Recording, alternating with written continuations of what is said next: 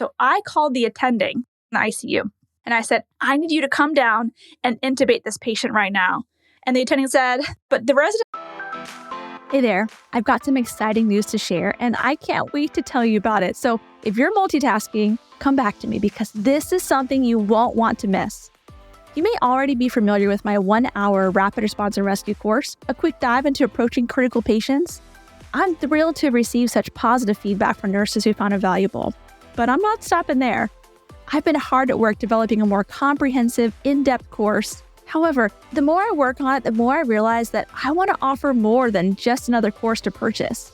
Reflecting on my years as an educator, what I truly cherish is the opportunity to interact with nurses in real time, breaking down complex concepts, mentoring, inspiring, coaching, and supporting nurses as they navigate the challenges of our profession. Teaching and empowering nurses is close to my heart. Over my 20 years in the field, I've amassed a wealth of clinical knowledge that I'm committed to sharing with nurses. But there's more to being a great nurse than just understanding pathophysiology.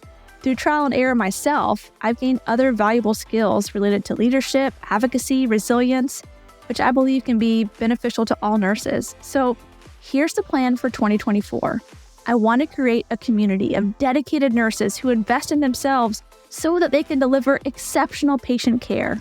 This won't be just me recording myself for a podcast. I want to teach live, address your questions, and provide a platform for nurses to support one another.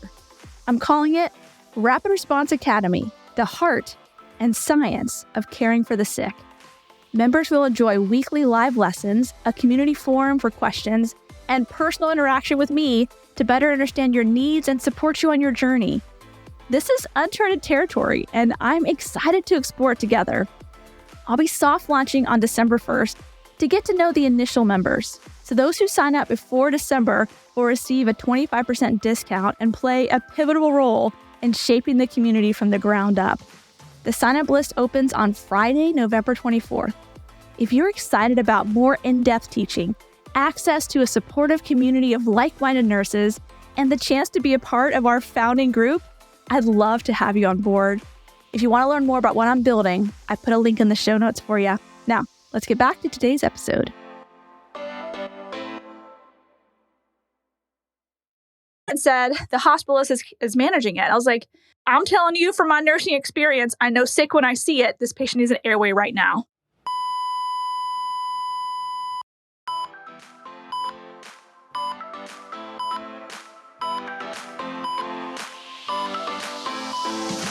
Hey there, I'm your host, Sarah Lorenzini, a rapid response nurse and educator who loves telling stories to teach critical thinking. This podcast is for nurses who want the knowledge, skills, and confidence to respond to any emergency. With almost 20 years of experience in the ER and critical care nursing and a master's degree in nursing education, I have a lot of stories to share, and I love to nerd out and break down the pathophysiology, pharmacology, and nurses' role in emergencies. Stories bring learning to life. It is way easier to learn from and remember the stories that my colleagues and mentors have told me than anything I've read in a textbook. And that is why I made this podcast. Every episode is packed full of exactly what you need to know to handle whatever crisis that could arise on your shift. It's one thing to get the right answer on the test, but knowing how to detect when your patient is declining and what to do when your patient is crashing is what will make or break your day and might just save your patient's life. So I've gotten the same question 3 times in the last week or so, which tells me it's probably time to address it. So here's the question, all 3 versions. First, how do you know when it's time to intubate your patient? The other version was, when you say they weren't protecting their airway, what do you mean by that? The final version is, once the provider has decided to intubate, what are the nurse's responsibilities? Guys, all these are excellent questions. Let's dive in. So I have this great story that kind of exemplifies, hopefully all 3, that I want to share with you, and then I'll break down my thinking and why I approach it this way in this situation. I also wanted to say that this is a skill set that you would need potentially anywhere in the hospital. This is not just for the ICU nurses who care for intubated patients, but patients require intubation everywhere. Trust me, I intubate people in the behavioral health unit, on the labor and delivery floor, in the hallway, in the front circle by valet parking. Like, People need intubation, not just in the ICU. So I think it's important that every nurse knows what signs and symptoms to look for that tell you it's time. So I get called to rapid response. And as I'm running towards the patient's room, I see the ICU residents are actually leaving the room, walking the opposite direction. I was like, oh, was it canceled? I'm like, oh, the hospitalist is there. They said they can manage it. So I come in the room to find a patient that does not look good to me. So the call was for unresponsiveness per the bedside nurse. This patient is definitely unresponsive. And the hospitalist is like, yeah, their vital signs are fine. So I sent the residents away. I got this. And I was like, okay, so what's going on with the patient? They're kind of giving me the background, but honestly, all I'm seeing is this very unresponsive person. And I look at the vital signs machine. They had a new set of vital signs for me. So heart rate was like 120. Blood pressure was 90/50. Respiratory rate was normal, maybe 12 or 14. Oxygen saturation was 90%. And they were actively putting her on a non-rebreather mask because prior she had no issues with her respiratory system. So I'm like, okay, what's going on? What's the patient admitted for? Oh, abdominal pain. Okay. When was she responsive last? 30 minutes ago. I was like, well, this is very strange. And then here's what clued me in that we needed to get an airway emergently. The patient started vomiting. It looks like coffee ground emesis.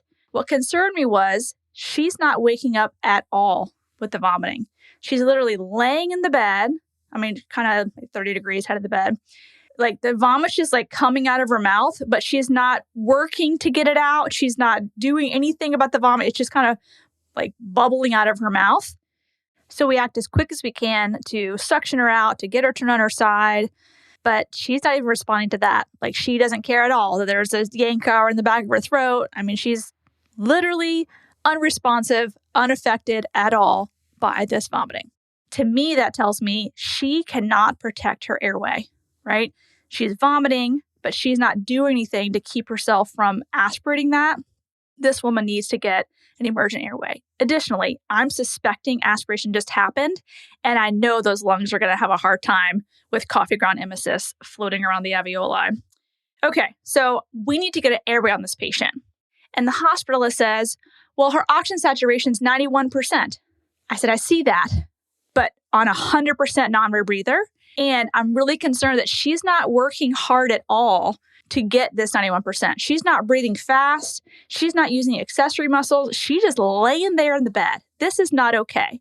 So the hospitalist is so focused on seeing the coffee ground emesis, trying to order blood products in the computer. But I'm like, we will get to that. I know I'm going to need blood, but my first priority is A, which is airway. I'm sure you guys know the ABCs, right? Airway is the priority. So I called the attending in the ICU. I need you to come down and intubate this patient right now. And the attending said, but the resident said the hospital is managing it. I was like, I'm telling you from my nursing experience, I know sick when I see it. This patient needs an airway right now. She said, I'll be right there. She was there literally half a minute later. And as soon as she saw the patient, she's like, oh yeah, we got to get airway with this patient. So then we proceeded to intubate the patient, take her to the ICU. She got very sick, very fast, requiring vasopressor support, high vent settings, etc. All the worst case scenarios you don't want to happen to your patient.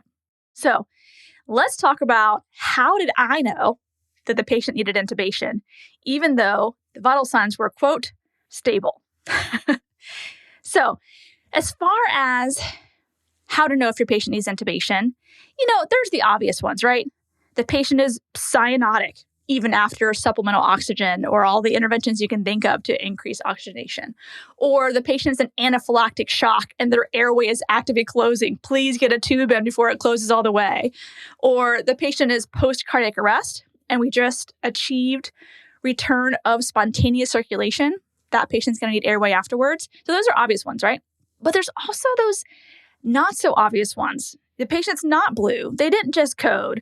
They're not, in anaphylactic shock, which is like, you can see that's obvious. You can hear the stridor, right? Sometimes it's not so obvious. So the first one I want to talk about is when patients are not protecting their airway. What does that even mean?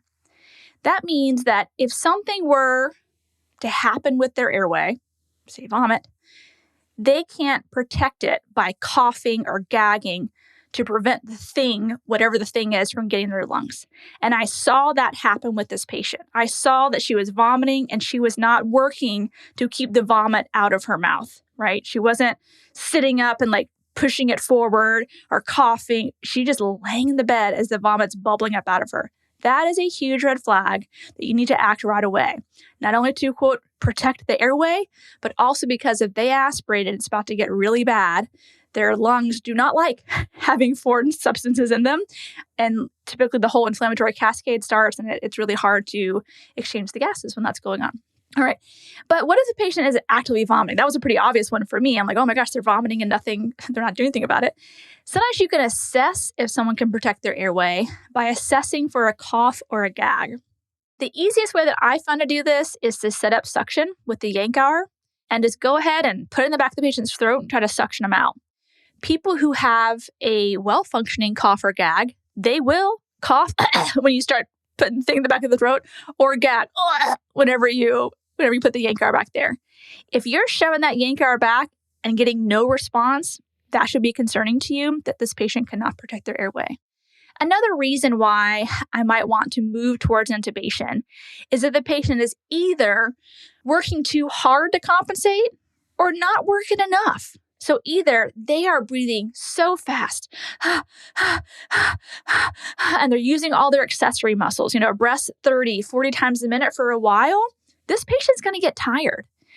Just like whenever you're doing reps, say with a barbell, I can get in like 15, 20 reps. And, eventually I start to get tired and I can feel the burn. There's going to come a point when I physically cannot do any more reps with that weight. Like my biceps physically cannot do it. And the same thing actually happens with the diaphragm, which is also a muscle. It starts going too fast for too long, and eventually the patient can kind of tucker out or get too tired and is unable to compensate anymore.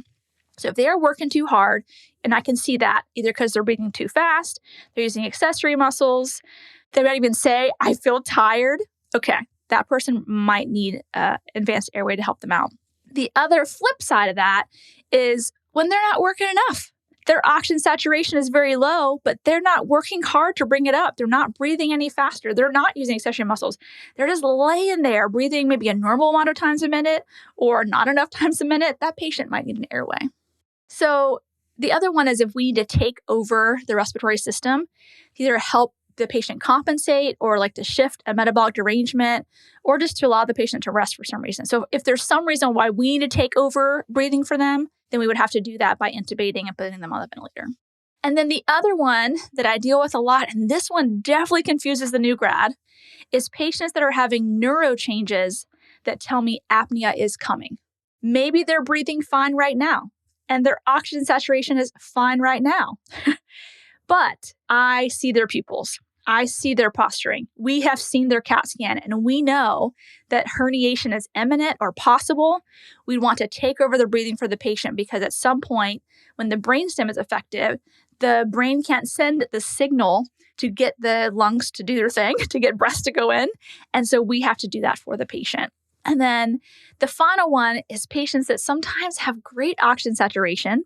It can even be 100%, but their CO2 is through the roof. Sometimes we've attempted other methods to get the CO2 down, maybe BiPAP or something, and it's not working. And we just have to take over the ventilation component and we have to breathe for the patient to blow off that CO2.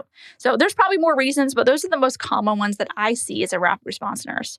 So basically anytime when the patient can't oxygenate on their own, which means get the oxygen in there, or the patient can't ventilate on their own, either they can't do it on their own right now, or you know that they won't be able to soon, in that case, it's time to intubate. All right, so let's say we've decided to intubate. Well, then what? What's the nurse's role? So that I want to cover next week in part 2. We're going to be discussing the importance of resuscitation before intubation and how to optimize your patient before, during, and after the tube goes in. So I'll see you then. Before you go, I have an exciting announcement. You can now earn CEs for listening to this podcast. That's right. Our Renegade has teamed up with podcast hosts like me who are delivering amazing content that not only educates, but inspires you to be the best for your patients. You get to learn and earn continuing education credits while absorbing knowledge from thought leaders and innovators in the field of health and medicine. You're already listening to podcasts during your commute, at the gym, or while unwinding after a long day. So why not earn your CEs at the same time? And that's where pod classes come in. Yep, it's just what it sounds like. It's CE learning through podcast. To learn more, I put a link in the show notes for you. Well, thanks for listening. I hope you learned something that will save a life. Remember, nursing is a team sport, so trust your intuition and don't give up advocating until you are confident you've done what's right by your patient. The views and opinions expressed on this show are that of Sarah Lorenzini's. That's me and mine alone. They are not intended as medical advice and should not take the place of your institution's policies or procedures. Evidence-based practice is ever-changing, and your patient care should reflect the current best practice. So if you want to get in contact with me, you can shoot me an email at sarah@rapidresponsern.com or on all social media platforms as the Rapid Response RN.